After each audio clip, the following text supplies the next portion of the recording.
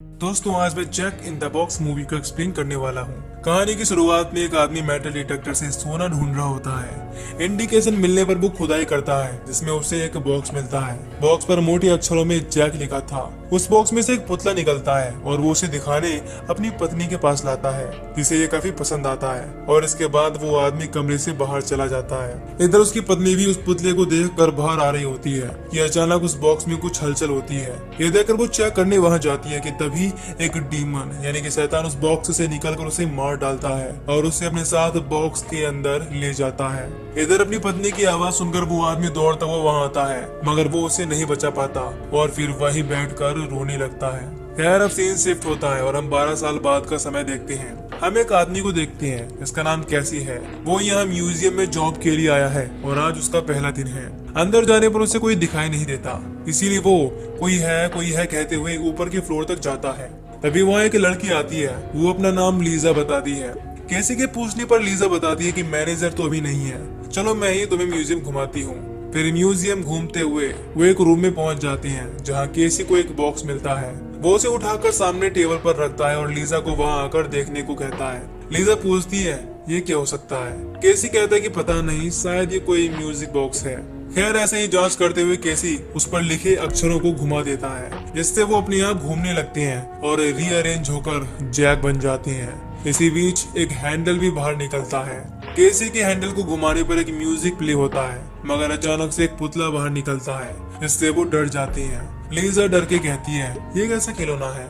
मैं डेविड को कॉल करती हूँ, वो एक एक्सपर्ट है, शायद वो हमें कुछ बता सके। इधर केसी मजे से उस पुतले की फोटो ले रहा होता है। फिर लीजा बताती है डेविड अभी बिजी है, वो कल तक आ जाएगा।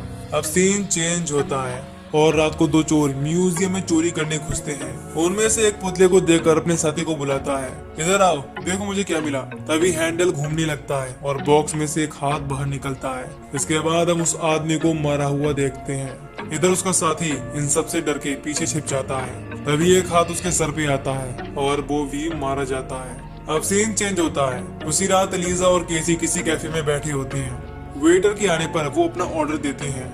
अब बातें करते हुए केसी बताता है कि किसी इंसिडेंट की वजह से मैं पिछले 6 महीनों से सही से सोया नहीं हूँ। और लीजा भी शेयर करती है कि वो म्यूजियम में पार्ट टाइम जॉब सिर्फ पैसों के लिए कर रही है क्योंकि उसकी मॉम काफी बीमार रहती है। इसी बीच वेटर उनका ऑर्डर लेकर आता है और वो खाना एंजॉय करने लगते हैं। इसके बाद घर जाने पर केसी आज फिर से सही से नहीं सो पाता। यहाँ हमें पता चलता है कि 6 महीने पहले केसी की वाइफ की डेथ हो चुकी है और मरने से पहले उसने केसी को कई बार कॉल किया मगर किसी वजह से केसी उस वक्त कॉल रिसीव नहीं कर सका।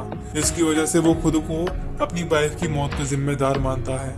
खैर केसी अचानक आए सपने से डरकर उठ जाता है और फिर साइड में रखी अपनी पत्नी की तस्वीर को देखते रहता है। इसके बाद अगली सुबह केसी म्यूजियम जाता है और दरवाजा खुला देखकर वो लीजा को कॉल करके बताता है कि शायद कल रात म्यूजियम में चोरी हुई है। तुम मुझे बताओ मैं सीसीटीवी कैसे चेक कर सकता हूँ। लीजा बताती है म्यूजियम की मैनेजर रेचल काफी कंजूस है, उसने सीसीटीवी ठीक नहीं कराया, वो काम नहीं करते हैं। इसी बीच डेविड वहां आ जाता है और फिर बॉक्स को करीब से देख के डेविड बताता है कि ये बॉक्स मिड या लेट विक्टोरियन एरा से है।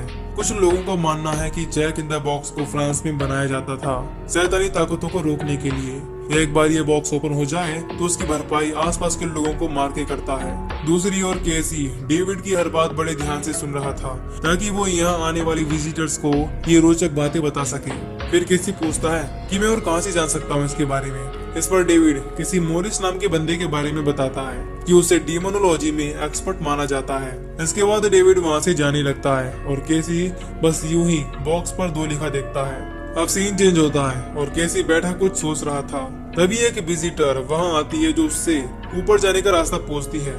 फिर सीढ़ियों से ऊपर जाकर वो म्यूजियम में लगी तस्वीरों को देखने लगती है। तभी अचानक लाइट ऑफ हो जाती है और तभी कोई उसका गला दबाने लगता है, इससे उसकी चीख निकल जाती है। उधर उस औरत के चिल्लाने की आवाज से केसी की आंख खुल जाती है। इधर वो डीमन आकर उस औरत को मार देता है। इसके बाद बॉक्स में लिखा नंबर 2 से शिफ्ट होकर 3 हो जाता है। अब केसी उस औरत को ढूंढता हुआ ऊपर आता है। हेलो, आप कहाँ हैं? अब रात होने पर केसी आज फिर से सो नहीं पाता, इसीलिए वो वॉशरूम जाके कुछ स्लीपिंग पिल्स लेता है ताकि उसे नींद आ सके। अब अगली सुबह म्यूजियम जाते हुए केसी एक पोल पर उस विजिटर की तस्वीर देखता है। लिखा था कि ये मिसिंग है। साथ ही दूसरे पोल पे उन 2 चोरों की तस्वीर भी लगी थी। फिर म्यूजियम आकर केसी डेविड के बताए एक्सपर्ट मॉरिस को इंटरनेट पे सर्च करता है। उसे एक वेबसाइट मिल जाती है जिसमें जैक यानी उस डीमन का पूरा नाम जैक एस टेनरा बताया गया है। लिखा है कि उसका कद 6 से 7 फीट है और जैक सिर्फ तभी बाहर आ सकता है जब कोई उस बॉक्स को खोल दे। वो 6 लोगों को अपना शिकार बनाता है। उसके बाद वो फिर से उस बॉक्स में कैद हो जाता है। यह सब पढ़कर केसी हंसते हुए पुतले की ओर देखता है। उसे ये सब मजाक लग रहा था। खैर अब वो आगे पढ़ने लगता है। इधर पुतला अपनी गर्दन केसी की ओर घुमा लेता है और केसी की अगली बार देखने पर वो ये चीज नोटिस कर लेता है और सोच ही रहा होता है कि क्या सच में गर्दन घूमी है या नहीं। तभी पीछे से म्यूजियम की मैनेजर रेचल वहां आती है और वो केसी को जाते वक्त दरवाजा बंद करके जाने को कहती है। इस पर केसी कहता है कि मैंने कल भी डोर लॉक किया था, यहाँ जरूर चोरी हुई है। जो भी है, कहते हुए रेचल उस बॉक्स को अंदर टॉय सेक्शन में रखने को कहकर चली जाती है। फिर केसी कही मुताबिक उस बॉक्स को वहां रख कर जाने लगता है। नीचे उसे म्यूजियम क्लीनर मिलती है। उसे गुड वाइब्स करते हुए वो घर की ओर निकल जाता है। इधर साफ सफाई करते वक्त क्लीनर को वो पुतला दिखाई देता है, मगर फिर से देखने पर वो बॉक्स वहाँ से गायब हो जाता है। यह सब देखकर वो औरत वहाँ से भागने लगती है, मगर उसे वो बॉक्स सीढ़ियों पर उसके सामने ही मिलता है। वो डरते हुए साइड से निकलकर जाने लगती है, मगर बॉक्स का हैंडल घूमने लगता है और तभी जैक वहाँ आकर उसे मार डालता है। इसी के साथ 3 से शिफ्ट होकर नंबर 4 हो जाता है।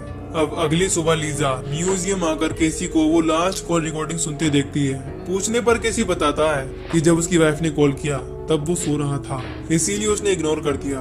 वो दुखी होकर कहता है कि मैं उसे बचा सकता था, उसे मेरी जरूरत थी। इसी बीच पुलिस ऑफिसर वहां आता है। वो बताता है कि यहाँ क्लीनिंग करने वाली औरत मिसिंग है।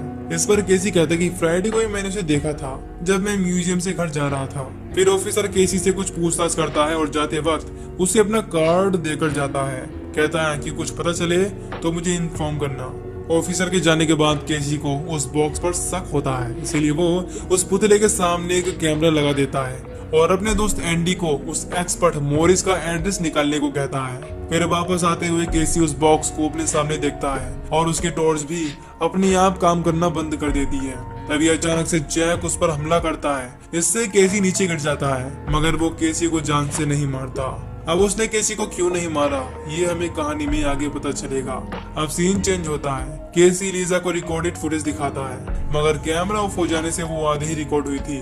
वो कहता है मेरा यकीन करो, मैंने उस डीमन को बाहर आते देखा। मगर लीजा केसी की कहीं बातों पर भरोसा नहीं करती।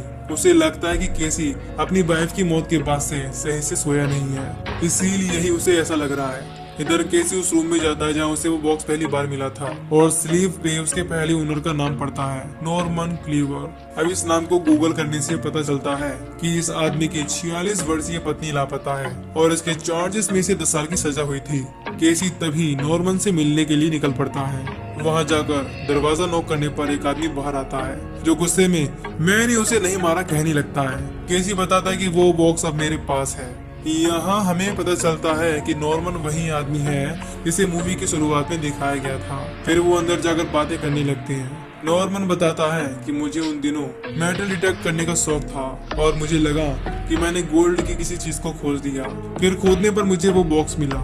मेरी पत्नी को भी वो काफी अच्छा लगा। फिर बाहर आते हुए मुझे रियलाइज हुआ कि मेरी वाइफ मेरे साथ नहीं आई और जाकर देखने पर मैंने उस डीमन को उसे बॉक्स में ले जाते देखा। किसी को मेरी कही बात पर यकीन नहीं हुआ और मुझे 10 साल की सजा हो गई। नॉर्मन कहता है कि अगर वो तुम्हें नहीं मारता और आसपास के लोगों को मारता है तो इसकी वजह से उनकी मौत का शक तुम पर आएगा, इसीलिए तुम्हारे लिए सबसे अच्छा यही रहेगा कि तुम कहीं दूर चले जाओ। नॉर्मन से बात करके केसी म्यूजियम की ओर निकल जाता है और म्यूजियम आकर जल्दी से उस बॉक्स को अपने साथ गाड़ी में कहीं दूर ले जाता है और तेल छिड़क कर उसमें आग लगा देता है। इसके बाद वो चाबियां लेकर म्यूजियम से जा रहा होता है तो सीढ़ियों से उतरते वक्त उसे सामने वो बॉक्स रखा दिखता है, जबकि वो कुछ देर पहले ही उसे जलाकर आया है। अब बॉक्स ओपन होता है और जैक बाहर आ जाता है। केसी ये सब देखकर ऊपर भाग जाता है, मगर वो केसी को ढूंढ लेता है और चिल्लाते हुए जोर से नीचे पटकता है। नीचे पड़े हुए केसी पूछने लगता है कि तुम मुझे जान से क्यों नहीं मारते थे। अब अगली सुबह लीजा म्यूजियम आकर केसी को जमीन पर बेहोश देखती है। वो उसे उठाने लगती है। अब आँख खुलने पर केसी अपने सामने मैनेजर और लीजा को देखता है। मैनेजर पूछती कि आखिर तुम्हारी दिक्कत क्या है, तुम कहती हो कि ये बॉक्स साबित है। इस पर केसी बताता है कि जब से मैंने इसे खोला है इन लोगों को मार रहा है। ये क्या बकवास है, कहते हुए रेचल गुस्से में केसी को म्यूजियम की जॉब से निकाल देती है। केसी को ज्यादा देख लीजा उसे रोकती है और कहती है कि मुझे नहीं पता था कि तुम्हारी जॉब चली जाएगी, मुझे तो बस तुम्हारी फिक्र थी, इसीलिए मैंने रेचल को बताया। खैर अब केसी बाहर आकर एंडी से मोरिस का पता पूछता है। इस पर वो बताता है कि उसका घर हिल फार्म की तरफ है। इधर रेचल उस बॉक्स को कमरे में रख के लॉक कर देती है।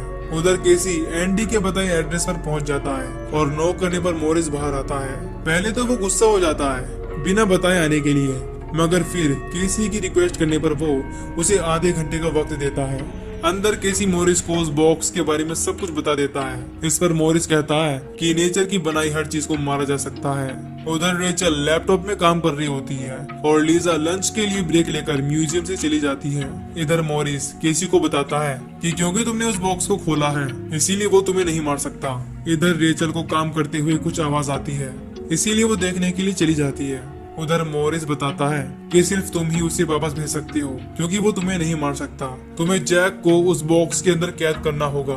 इधर रेचल डरकर फ्लोर पर रेंगती हुई भागने की कोशिश कर रही थी, मगर कोई अनजान शक्ति यानी कि जैक उसे बॉक्स के अंदर खींच लेता है। उधर मोरिस एक किताब में देखकर बताता है कि तुम्हें जैक के दिल पर खंजर से हमला करना होगा और कुछ शब्द बोलने होंगे। इसके बाद वो वापस चला जाएगा, मगर उसके कपड़े तक का एक टुकड़ा भी बाहर नहीं रहना चाहिए।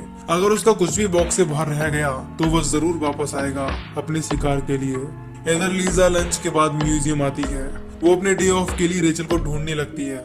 उधर केसी मोरिस के घर से वापस आ रहा होता है। इधर लीजा को दरवाजे के पास एक कटा हुआ पैर दिखता है और वो डर के वहाँ से भागने लगती है। इसी बीच बॉक्स ओपन होता है और जैक बाहर आ जाता है। लीजा वहाँ से भागने की कोशिश करती है, लेकिन सभी दरवाजे अपने आप बंद होने लगते हैं और वो बाहर नहीं निकल पाती।